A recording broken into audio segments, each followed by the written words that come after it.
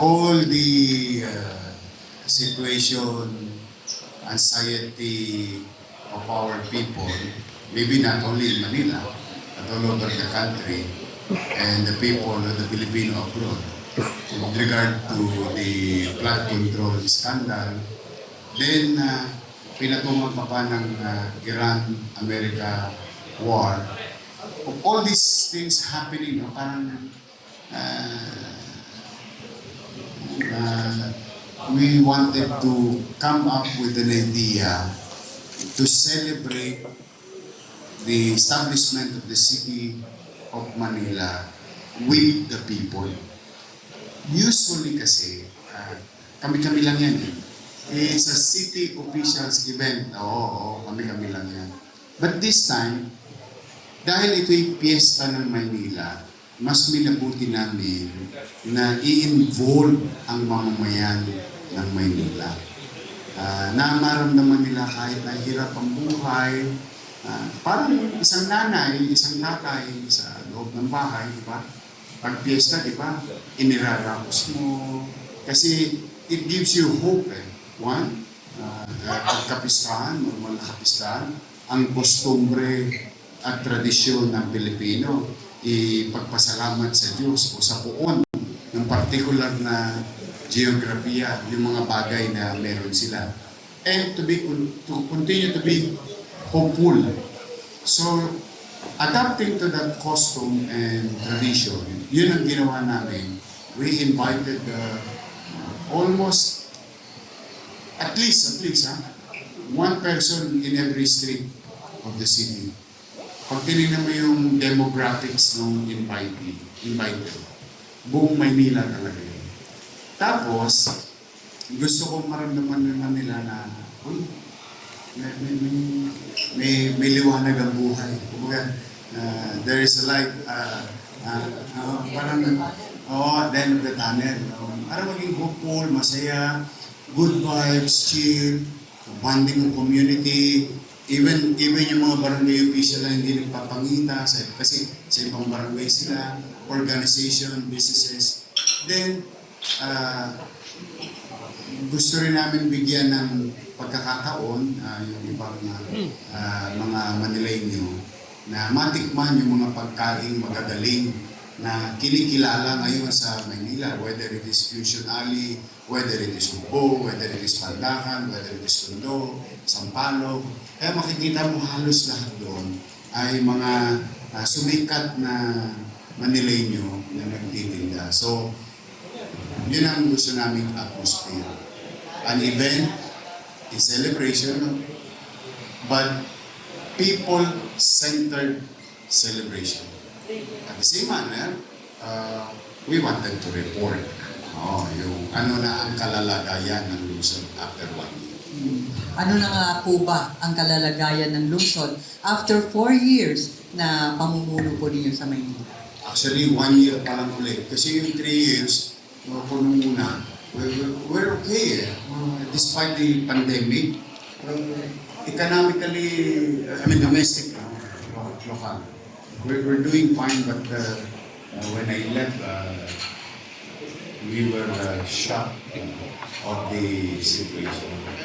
But we try to, instead of pointing fingers, but we don't, it is our obligation to state facts.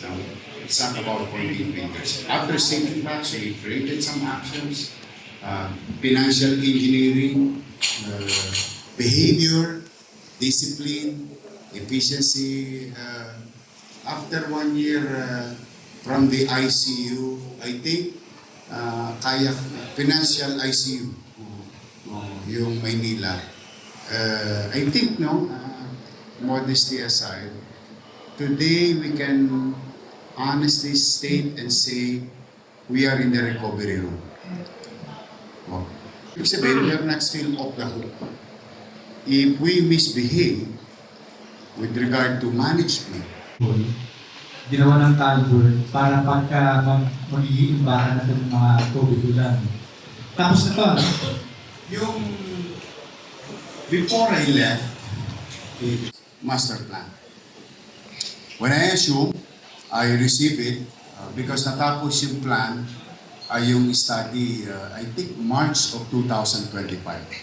But it was not attended. But when I assume this new mandate, binasa kagad namin yung drainage. Doon na namin nakita na ang mga drainage system ng Manila walang chat group. Hindi nag-uusap, hindi nagpapangita.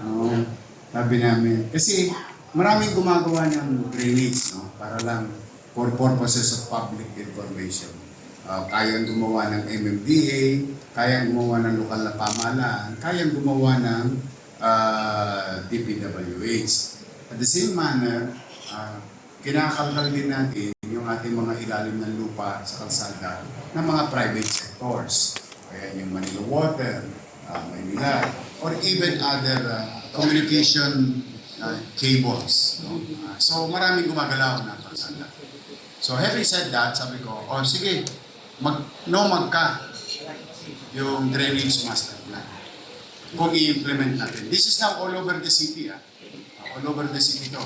Whether it is from Espanya in Mabuhay and in Arten in Navotas, Manila, whether it is in Vito Cruz, Pasay, Vito Cruz, Makati, San Juan, Manila, Quezon City, Manila, at Caloocan, Manila, Arpapa. This is all over the city. It take about 140 billion, which we don't have. Now, sabi ko, best effort tayo. Basta ito, i-share natin yung Drainage Master Plan sa MMDA, i-share natin sa DPWH.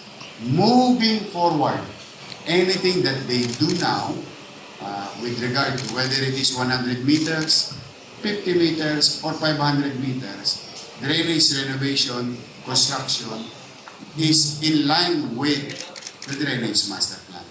And that, in our case, siyempre limited ang aming resources, we started sa sarili namin bakuran. Kasi how can you be good at your neighbors in your own backyard, di ba? Sabi ko, there is a principle behind it. Takot din, subukan natin kasi talaga naman binaba ang city ulong araw pa. Pero hanggang bukong-bukong lang. Noong nakarang taon ba, umabot na ng tuhod. So there must be a problem. So we started there, and that's what you saw, yung about culvert. Itong culvert na to, meron ditong single barrel, double barrel, and triple barrel.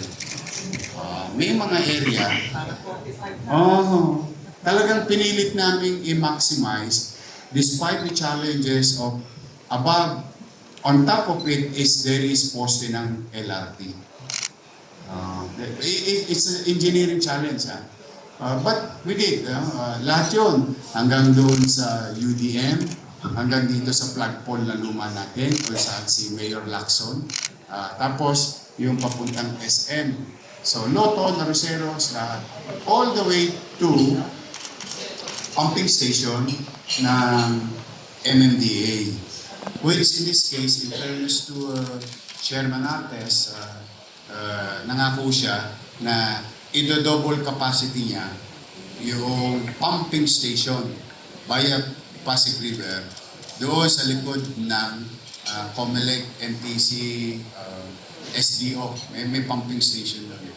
So, ngayon, nung nagawa na yung culvert, na yung backbone nagawa na, nag-fishbone na kami. Kaya makikita mo na yung mga malalaking tubo naman, nakatusok yun doon sa river. Konektado na. At may awa ang Diyos, I cannot still promise you, is it effective now? I cannot guarantee you that yet because doon pa lang naman kami sa bakod namin. Magre-receive din kami ng mga tubig via San Marcelino, via Romualdez, sa amin din ng takbo niya. Loton. But for the meantime, I think 3 beses na bang lumakas ang ulan since June. Awa ng Diyos. Awa ng Diyos. I don't want to be ahead of ourselves, but so far, awa ng Diyos. Mukhang mukhang napapakinabangan ngayon. Wala na yung tubig sa bukong-bukong. Oh, sana. But with the climate changing so fast, para the load of water may be different from last year to this year. But for the meantime, if there's some level of assurance to the community members, business sector in the area, and institution, ang tawag natin doon, yung ample compliance naman. Kumusta Mayor yung mga pumping station na na-discover ninyo na hindi gumagana? Ito di ba ang request ninyo sana kayo na ang magmamanage? Ayan, we requested that for the simple reason, siguro kayo na humusga. Kapag tinanganan namin talagang kahit 24 oras namin kalkalin ng mga tubo niyan, okay lang. Kasi minsan, alam mo, ito kasi national. Pag itiyan mo talaga, sila yung North Star. No? Pagbaba ng programa, maraming kusinero. Kaya kung minsan, panis na. No, Pagdating sa inyo. Kumbaga, alam natin pare-pareho. So we wanted to act fast and to confront it fast. That's why we requested. But in fairness to President Bongbong Marcos, we were told we will address it. Then came Secretary Vince Dizon. The Sunod Apog is now running and is going to be fully operational at the end of the year.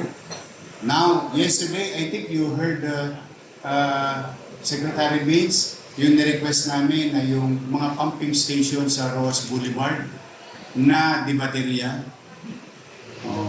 Gusto yata nila EV. But KDS, ito, baterya. Yung generator. Kasi naging habit nga na gagawa ang national government, hindi hihingi ng building permit. Ang katwiran nila, ang national government sila. Ang hindi nila naintindihan, pag wala silang building permit, hindi sila bibigyan ng kuryente ng Meralco. Yun. Kasi hihingihan ka ng structure, electrical, and so on and so forth. So for so many years, it's not being done. Now, when Secretary Vincent talk to siya, sabi ko, pare, ako nang tutulong. Padadala ko sa inyo si Randy Saka. Tulungan namin kayo. I-restructure yung design and so on and so forth. But it was funded and done. I have to give credit to MMDA. I have to give credit to DPWH. And I have to give credit to President Marcos. Because they've been attending to it.